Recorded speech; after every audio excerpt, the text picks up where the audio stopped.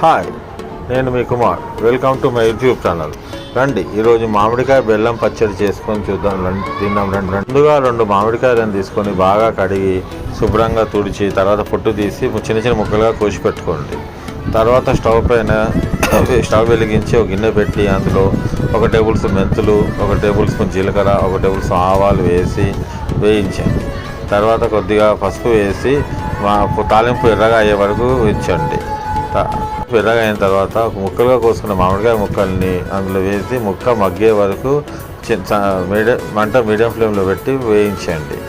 మామిడికాయ ముక్కలు మెత్తపడిన తర్వాత అద్దపావు బెల్లం పొడి చేసి ఆ మామిడికాయ ముక్కల్లో వేయండి. వేసి బెల్లం కరిగిన తర్వాత 2 టేబుల్ స్పూన్ కారం, 2 టేబుల్ స్పూన్ ఉప్పు వేసి బాగా కలపండి.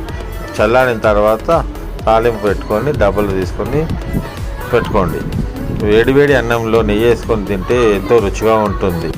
పచ్చడి అన్నంలోకే కాకుండా చపాతీల్లోకి, పూరీలో కూడా చాలా బాగా రుచిగా ఉంటుంది. ఈ పచ్చడి తిని టేస్ట్ చూసి కామెంట్ చేయండి.